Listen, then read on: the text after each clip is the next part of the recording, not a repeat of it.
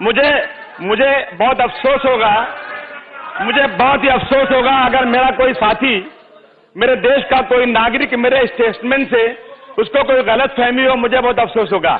अध्यक्ष महोदय, मैंने ये स्टेटमेंट अपने कैपेसिटी पे दिया है। अध्यक्ष महोदय, एक जुमला है, रोको मत जाने दो, उसमें आप पामा लगाओ, रोको के पास मत जाने दो, फिर रोको मत जाने दो, एक ही बात का दो अर्थ होता है। अध्यक्ष महोदय, मैं कहना चाहता हूं कि मैं इस देश में से मोहब्बत करने का पैमाना सिर्फ कोई गीत गाना नहीं हो सकता। अध्यक्ष महोदय, मैं कहता हूं किसी का कद, सुनिए, आप मुझे अवसर दीजिए बोलने का। आजमी साहब महोदय, किसी का कद बढ़ा देना, किसी के कद को कम करना हमें आता नहीं, ना मोहतरम को मोहतरम कहना।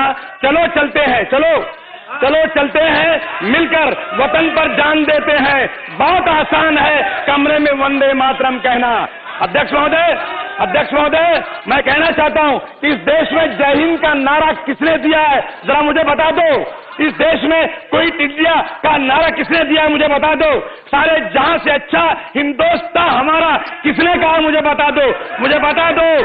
बता दो कि शिवाजी महाराज की फौज में मुसलमान बादशाहों से लड़ने वाले उनके फौजी कौन थे, मुझे बता दो। कि अफजल खान कि शिवाजी महाराज के वकील का नाम क्या था, काजी हैदर सेना के प्रमुख का नाम क्या था, सिद्दीक इब्राहिम। अध्यक्ष महोदय, 1857 की जब गदर हुई थी, जब बलिया से मंगल पांडे ने आवाज लगाई थी, तो उनका साथ देने वाला कोई और नहीं, बहादुर शाह जफर थे। अध्यक्ष महोदय, मेरी बात का गलत मतलब नहीं निकाला जाए, लेकिन मेरा मजहब कहता है, मेरा इस्लाम कहता है कि एक अल्लाह की पूजा करो, दुनिया में किसी की पूजा नहीं कर सकते, तो क्या गलत है। अध्यक्ष महोदय, मेरी बात को गलत न समझा जाए। मैं हिंदुस्तान जिंदाबाद, मातृवंदन जिंदाबाद का नारा एक बार नहीं 1000 बार लगाता हूं। गलत बात करते हैं ये सिर्फ राजनीति करते हैं ये लोग, सिर्फ आजमी साहब, खड़से साहब।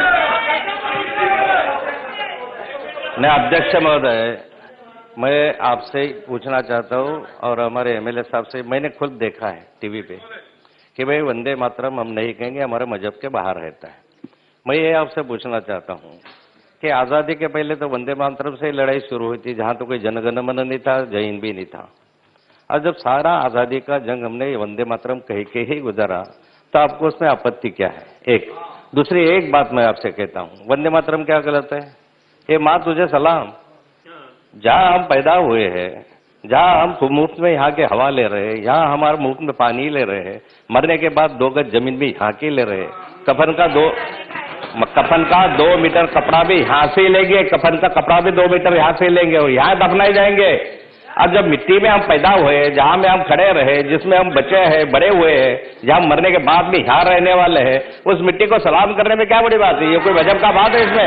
एक मैं बता रहा हूं, अगर यहाँ हम लोग आते हैं, अगर आपको अच्छा नहीं लगता, आजादी के पहले इतने 100 साल की आजादी की लड़ाई लड़िए, वंदे मातरम कह के लड़िए, क्या गलत है इसमें? और कौन सा मजहब में लिखा है ऐसा कि वंदे मातरम मत कहो? किसने कौन सा दिखावा भी यहाँ? ये माँ तुझे सलाम है, मातृभूमि को मैं नमस्कार करता हूँ, जिसने मुझे बड़ा किया साला हवा यहाँ के फुकट में लेंगे, पानी यहाँ का मुफ्त में लेंगे, कपड़ा भी यहाँ का पहनेंगे, शिक्षा यहाँ के लेंगे और इसके बाद में इसका सलाम नहीं करेंगे। यहाँ वंदे मातरम कहना पड़ेगा। जो वंदे